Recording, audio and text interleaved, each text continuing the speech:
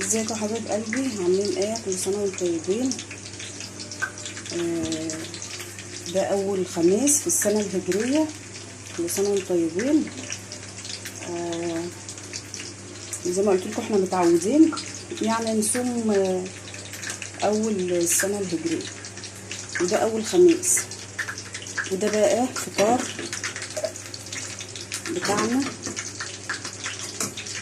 ده طاجن رز، طاجن رز عاملاه في الفرن. دي لوبيا، دي لوبيا.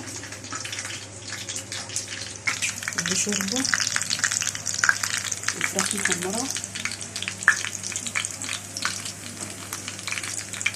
شوربه وفراخ محمره ولوبيا وطاجن رز.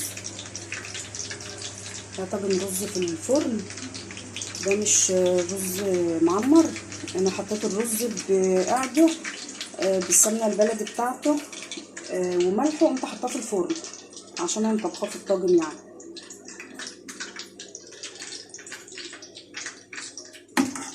شويه لوبيا وشويه شوربه وفراخ محمره. هغرف بقى لان ايه خلاص احنا داخلين على المغرب.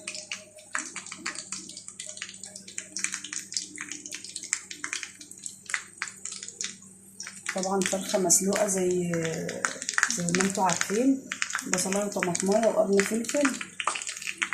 ولما تستوى بحط الملح وحمرتها. اللوبيا بصلايه مبشوره وشوحتها في شويه زيت. واللوبيا كنت نقعاها من الصبح، سلقتها وقمت سقطها في التقليه. والرز زي ما قلت لكم نقعته في ميه وحطيت قعده وشويه ملح وشويه زيت على سمنه، وقمت حطاه في الفرن عشان ده كان اخر حاجه عاملاها يعني. الفرخه سلقتها وحمرتها، واللوبيا دي على البوتاجاز، وقلت ايه طاجن الرز اعمله في الفرن. بصراحه انا اول مره اطبخ الرز الابيض في طاجن.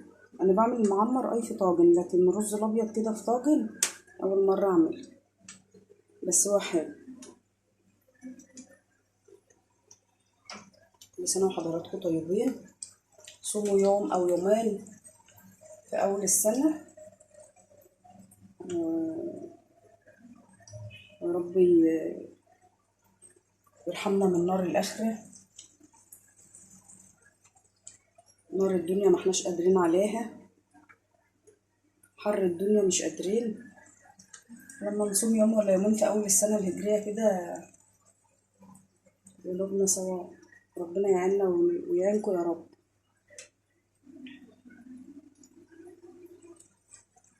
هغرف بقى، وانا كده طفيت على الاكل اهو. هغرف بقى واوريلكم الصينيه في الاخر.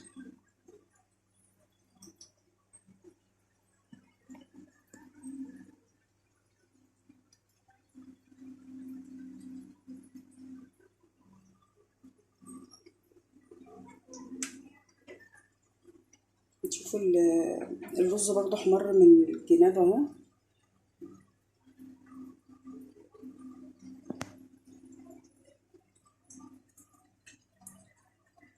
واللوبيا ما شاء الله مستويه اهي. انت بس نقعي اللوبيا حلو وسلقه خفيفه كده هتستوي.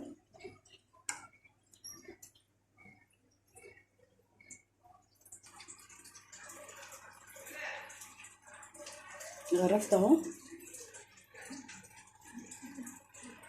عايزه اقول لكم ان طبيخ الفخار والله جميل، حاجه كده عسل.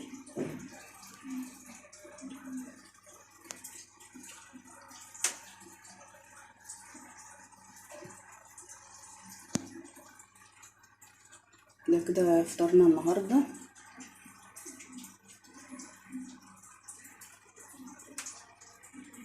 يعني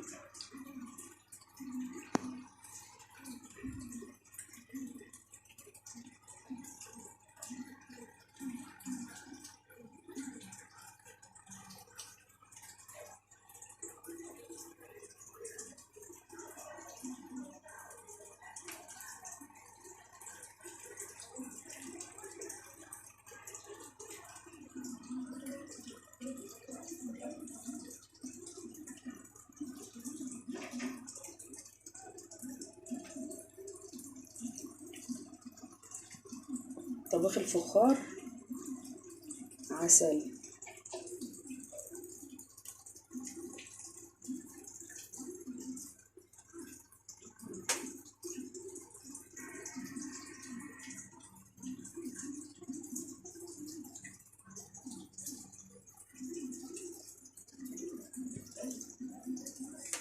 دي اللوبيا والشوربة والرز بالفراخ، وده الطاجن اللي فيه الرز والفراخ، واللي عايز حاجة بقى ياخدها من الطاجن. يعني غرفت دول كده، ولو عوزنا هناخد من الطاجن. الله يقلب.